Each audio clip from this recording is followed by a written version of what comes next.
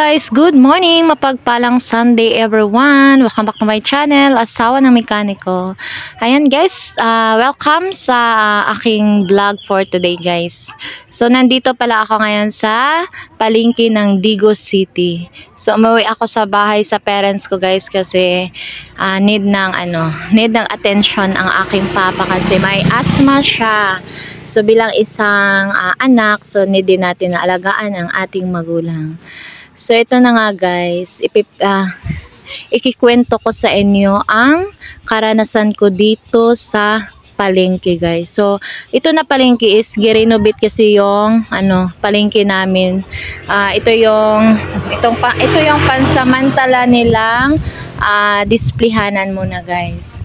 So yan na nga guys, i-share ko sa inyo ang napaka unforgettable na experience ko dito sa palengke ng Digos City guys.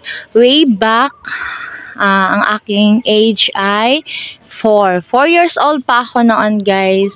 So ito na nga guys, so ang palengke mula sa amin and then dito sa town ng Digos City, dito talaga kami namamalengke kasi malayo yung bahay namin dito guys. Magbabiyahe pa ng mga 40 to 50 minutes bago kami makadating dito sa town ng Digos para mamalengke. So at the age of 4 guys, ayan, sinama ako ng mama ko kasi may sakit ako. So bago kami pumunta dito sa palengke, dumaan muna kami doon sa Tambalan. Doon sa sa amin dito is Binisaya. Yan, pahilot, and then may anting-anting mga ganyan. And then matanda na yun siya guys. Sobrang napakagaling manggamot. Napakataas ng lagnat ko, and then may may mga something na mga piang-piang sa Bisaya. So ayan na nga guys. After namin nagpagamot, so nagpunta kami dito sa palengke. So sa dami ng tao guys, sa dami ng tao, nahiwalay ako kay mama. So yung kamay ko is nahiwalay ko sa kanyang damit. Sa dami kasi ng tao. So ayun na nga guys, nawala ako sa paningin ni mama. Ayan, grabe na yung grabe na yung hanap ko sa kanya, and then siya din naghahanapan kaming dalawa guys. So sa dami ng tao, hindi niya talaga ako makikita. So nagpunta si mama sa police station, sa radio station, pinatawagan niya ako. So alam niyo, noong panahon na kapanahonan ko is uso pa yung may mga nangunguha ng bata at sinisilid sa mga sako or mga drum ganyan, o kinikidnap ba sa madaling salita. So ayun na nga guys, hindi talaga kami nagkitaan ni mama. So ang ginawa ni mama is bumalik si mama doon sa Manambalan, and then tinanong niya. So parang sa amin dito is nagpahula siya kung nasaan daw yung ginamot niya kanina lang. So kilala naman kami doon. So sabi daw ng Manambalan na Caridad kasi ang name ng mama ko. Sabi daw ng Manambalan, Karing, huwag kang mag-alala dahil mga few hours, mga 1 hour, ganyan siguro yung pagkasabi, is may magsasabi sa'yo na nandun na yung anak mo sa bahay ninyo. So ayun na nga guys, ikikwento ko sa inyo kung ano ang ginawa ko.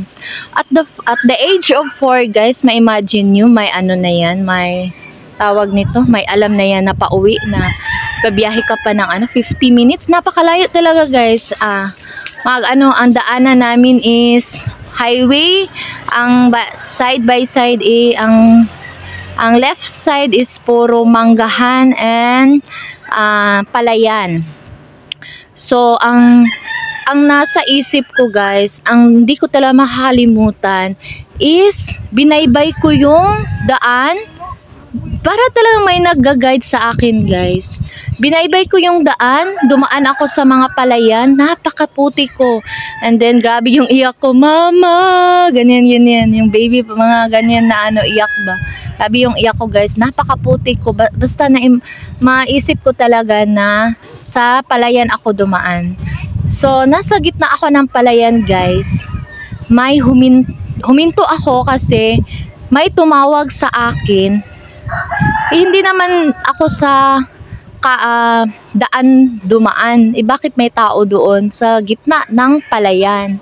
May guys, may siya, ma-remember ko talaga na nakadress siya ng itim. Puro itim, parang yung madre na sinusuot, ganyan. So, sabi niya, parang sa Tagalog lang, sa Tagalog, daw nangyari sa akin, saan daw ako, ba't ako umiiyak.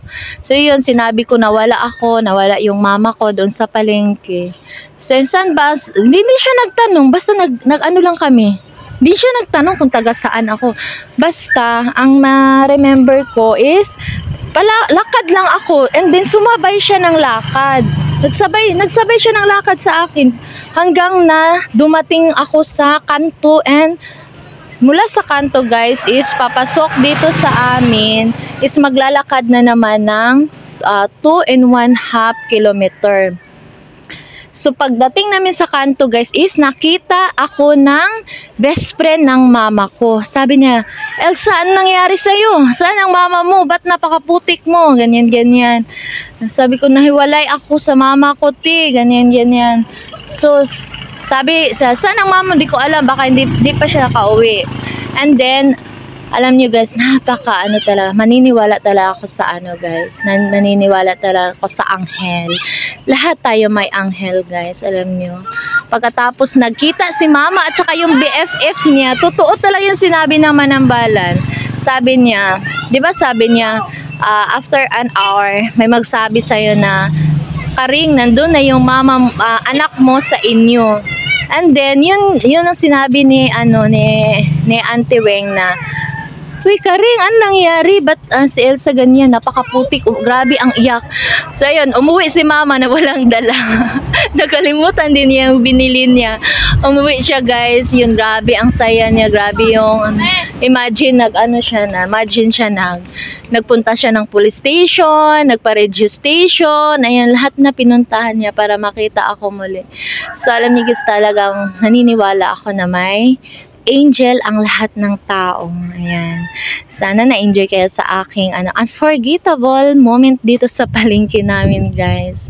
So, ayan. Umuwi pala ako, guys, na dahil na-miss ko talaga yung parents ko, na-miss yung mama at papa ko, and then, para na din, ma-feel nila na yung pag-aruga ko kay papa isa na talaga.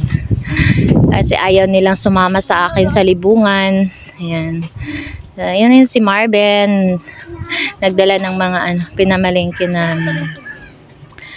So, ayan, pauwi na kami niyan, guys. And sana ay nasa mabuting kalagayan kayo lahat. And thank you for watching, guys. God bless all. And ingat kayo lagi, mga kapatid. Bye-bye. Happy Sunday, everyone. God bless all.